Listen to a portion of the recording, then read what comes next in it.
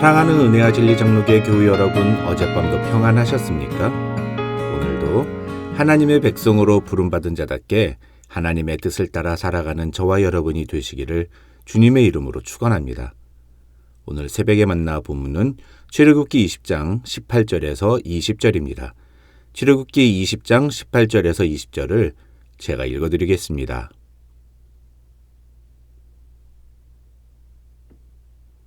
뭇 백성이 우레와 번개와 나팔 소리와 산의 연기를 본지라.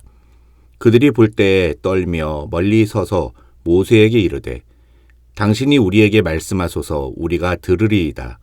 하나님이 우리에게 말씀하시지 말게 하소서 우리가 죽을까 하나이다. 모세가 백성에게 이르되 두려워하지 말라. 하나님이 임하심은 너희를 시험하고 너희로 경외하여 범죄하지 않게 하려 하심이니라.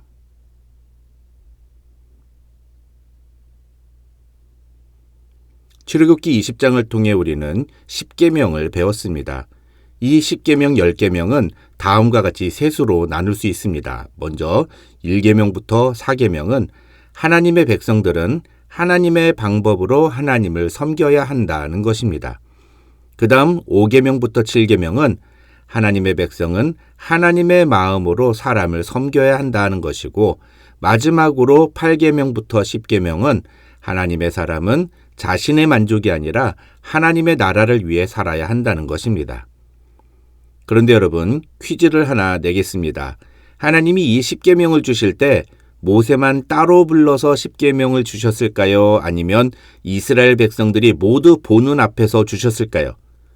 우리는 모세 혼자서 시내산에 올라가서 10계명을 받고 내려왔다고 생각하지만 사실은 그렇지 않습니다. 10계명은 하나님께서 이스라엘 백성들이 모두 지켜보는 앞에서 그들 모두에게 말씀하신 내용입니다.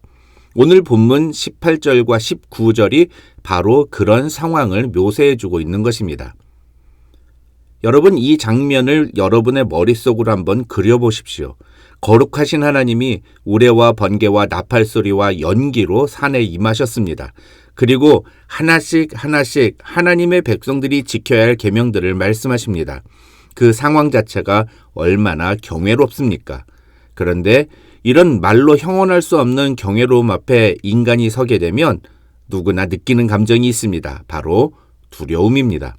18절에서도 그들이 볼 때에 떨며라고 기록되어 있습니다. 그들은 왜 떨었습니까?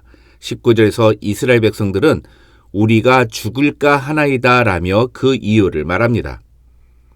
그러나 20절에서 모세는 이스라엘 백성들에게 두려워하지 말라고 말합니다. 왜 그럴까요? 하나님의 임하심은 이스라엘 백성들을 죽이기 위해서가 아니라 그들을 시험하고 하나님에 대한 경외감을 갖게 하여 그들이 범죄하지 않게 하기 위해서라는 것입니다. 이 본문을 이렇게 이해하면 좋겠습니다. 시험을 앞둔 학생들을 보면 크게 세 종류로 나뉩니다. 첫째 부류는 시험이 앞에 있는지도 모르고 아무 상관도 안 하는 아이들입니다. 공부에 관심이 없는 아이들입니다. 오늘 본문에는 나오지 않는 그런 사람들입니다. 하나님이 임하든 임하지 않든 별로 상관하지 않는 사람들입니다. 우리는 그런 사람들을 가리켜서 불신자라고 부릅니다. 하나님에 대해 전혀 인식하지 못하는 사람들입니다. 두 번째 부류는 시험을 앞두고 걱정하고 염려하는 사람들입니다. 시험이 다가오면 다가올수록 스트레스를 받습니다. 시험을 잘 치루어야겠다는 마음은 간절한데 정작 공부를 안 해서 어떻게 시험을 치를지 걱정이 앞섭니다. 그러니까 시험이 두렵습니다. 가능하면 시험이 없는 생활을 하고 싶어 합니다. 오늘 본문에 나오는 이스라엘 백성들이 딱 그런 모습입니다. 세 번째 부류의 학생들은 시험을 즐기는 사람들입니다. 평소에 열심히 공부를 해두었기 때문에 시험은 내가 얼마나 잘 알고 있는지를 테스트할 수 있는 기회라고 생각합니다. 물론 시험이라는 상황 자체를 즐기지는 않습니다. 그러나 시험을 통해 자신의 부족한 부분을 보완하고 그래서 시험을 치를 때마다 점점 더 성적이 올라가는 그런 아이들입니다. 오늘 본문 20절에서 모세는 이스라엘 백성들에게 바로 그런 학생들이 되라고 말하고 있는 것입니다. 그러면서 재미있는 말장난을 합니다. 한글 성경에서는 잘 보이지 않는데 20절을 보시면 두려워하지 말라는 말을 하면서 중간에 너희로 경외하여라는 말을 모세가 합니다. 많은 분들이 이미 알고 계시겠지만 이 경외하다라는 말의 히브리어 야레는 두려워하다라는 의미도 갖고 있는 단어입니다.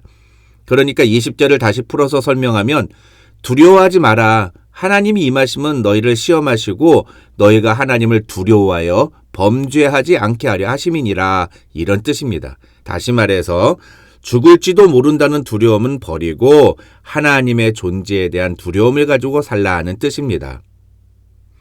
마태복음 6장에서 예수님은 목숨을 위하여 무엇을 먹을까, 무엇을 마실까, 몸을 위하여 무엇을 입을까 염려하지 말라고 말씀하셨습니다. 여기서 염려가 곧 두려움입니다. 이런 두려움 대신에 우리는 무엇을 염려해야 합니까? 내가 하나님의 시험을 잘 치르고 있나? 내가 하나님 앞에서 범죄하고 있는 것은 없는가? 이런 것을 염려해야 한다는 것입니다. 한 가지 더 짚어야 할 점이 있습니다. 모세는 너희로 경외하여 범죄하지 않게 하려 하심이니라고 말합니다. 이 말은 하나님을 두려워하는 사람은 죄에 민감하다. 이것을 반대로 말하면 죄에 민감하지 않은 사람은 하나님을 두려워하지 않는 사람이다, 이런 뜻입니다. 하나님의 백성들은 하나님을 두려워해야 합니다.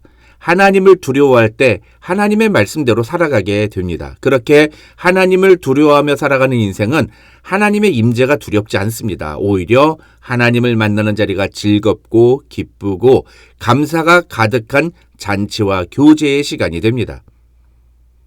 사실 하나님과의 만남은 모든 인간에게 두려움입니다. 성경 인물들도 보면 처음에 하나님을 만났을 때 그들은 여지없이 두려움에 사로잡혔었습니다.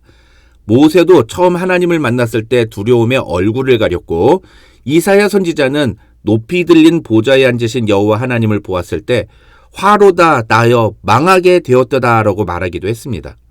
베드로는 예수님을 처음 만났을 때 주여 나를 떠나소서 나는 죄인이로소이다 라고 고백했습니다. 그러나 모세도 이사야도 베드로도 하나님을 만난 후에, 예수님을 만난 후에 놀라운 삶의 변화를 경험했습니다. 다시 말해서 하나님을 만나는 사건은 우리의 죄가 드러남으로 우리를 두렵게 만드는 사건이 분명하지만 하나님은 그런 우리를 바꾸셔서 하나님의 뜻을 이루는 일꾼으로 삼으신다는 것입니다. 그래서 하나님의 사람에게 있어서 하나님을 만나는 사건은 인생이 변화되는 순간인 것입니다. 오늘 본문에서 모세는 하나님이 시내산에 임하셔서 이스라엘 백성들 앞에서 십계명을 말씀하신 것은 그들로 하여금 하나님에 대한 경건한 두려움을 가지고 살아가게 하기 위해서라고 말하고 있는 것입니다. 이것이 바로 이스라엘 백성들에게 주어진 사명이었습니다. 하나님의 사명은 어떤 특별한 목적을 성취하는 것만이 아닙니다. 그것은 우리가 이 땅에서 하나님의 백성답게 사는 것을 포함합니다. 하나님을 두려워하는 마음으로 살아가는 것을 성경에서는 다른 말로 하나님 앞에서라고 표현합니다. 이 하나님 앞에서라는 말을 라틴어로 코람데오라고 하며, 개혁주의 신학에서는 이 코람데오의 삶을 사는 사람은 5가지를 중요하게 여겨야 한다고 주장합니다. 그 5가지는 바로 솔라 스크립추라, 오직 성경, 솔라 피데, 오직 믿음, 솔라 그라치아, 오직 은혜, 솔라 크리스투스, 오직 그리스도, 그리고 마지막으로 솔리 데오 글로리아, 오직 하나님께 영광입니다. 하나님의 임재를 인격적으로 경험한 사람은 이 5가지 주제 앞에 서게 됩니다. 그런데 현실은 어떻습니까? 실상 신자들의 삶을 보면 오직 성경, 오직 믿음, 오직 은혜, 오직 그리스도, 오직 하나님께 영광을 정말로 중요하게 여기며 살고 있는가? 현실은 그렇다고 말하기 어렵다는 것입니다. 그래서 어떤 학자는 하나님의 거룩한 인격적 현존 앞에서 살면서도 조금도 양심의 가책이 없는 사람들에게는 믿음으로 말미암는 칭의 교리는 교회라는 종교 흥행 집단이 고객을 호객하는 값싼 바겐세일 구호처럼 들릴 것이라고 표현하기도 했습니다. 무슨 말이냐면 오늘날 많은 사람들이 교회 와서 구원이라는 상품은 열심히 사는데 구원받은 자에게 요구되는 코람데오의 삶에 대해서는 관심이 없다는 것입니다. 그러니까 예수를 믿는다고는 하는데 예수 믿는 자로서의 삶의 특징은 전혀 나타나지 않는다는 것입니다. 코람데오의 삶이 얼마나 영향력이 있는지를 보여주는 증거가 있습니다. 1907년에 일어난 평양대부흥운동이 바로 그 예입니다. 평양대부흥운동은 단순한 부흥회가 아니었습니다. 그것은 아주 신랄하고 직선적으로 선포된 회개의 메시지에 반응한 사람들을 통해 일어난 거대한 회개 운동이었습니다. 당시 말씀을 전했던 길선주 목사는 첩을 두는 것이나 노비를 소유하는 것, 음주, 흡연, 아편, 노름 등을 죄악으로 규정하면서 그러한 죄를 참회하고 회개하라고 선포했습니다. 그런데 이런 행동들은 당시 사회에서는 아무렇지 않게 여겨지던 일들이었습니다. 길선주 목사는 하나님 앞에서 성경에 비춰보면 이런 행동들이 죄라고 선포했습니다. 중요한 건 이 설교를 들은 사람들이 회개하고 노름을 끊고 술을 끊는 일이 이어졌다는 것입니다. 하나님을 두려워하는 사람은 죄를 끊습니다. 우리는 십계명을 다루면서 하나님이 싫어하시는, 하나님이 금하시는 것이 무엇인지를 분명하게 배웠습니다. 그런데 십계명을 배웠으면서도 우리의 마음에 하나님에 대한 두려움이 전혀 일어나지 않는다면 그것은 뭔가 문제가 있는 것입니다. 오늘 본문에 나오는 이스라엘 백성들과 우리의 모습을 비교해 보십시오. 과연 우리는 이 십계명을 듣고 어떤 태도를 취하고 있습니까? 하나님의 음성을 먼 발치에서 듣고도 이렇게 두려워 떠는 백성들을 보면서 우리는 무엇을 배워야 할까요? 종종 우리 주변에서 특별한 경험을 통해서 하나님을 직접 보았다고 간증하는 사람들이 있습니다. 그러나 그들의 삶을 보면 도저히 하나님을 만난 사람이라고 말하기에 어려운 경우들을 보게 됩니다. 성경을 보면 하나님을 만난 사람은 예외 없이 그 하나님의 거룩하심과 존재 자체에서 오는 위험 때문에 두려워 떨며 하나님의 말씀대로 살아갔던 것을 볼 수 있습니다.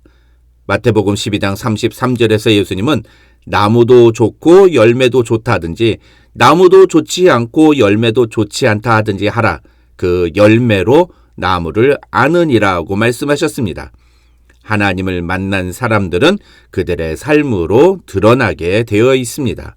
오늘 하루 하나님 앞에서 하나님을 두려워함으로 하나님의 법을 지키며 살아가는 저와 여러분이 되시기를 주님의 이름으로 축원합니다.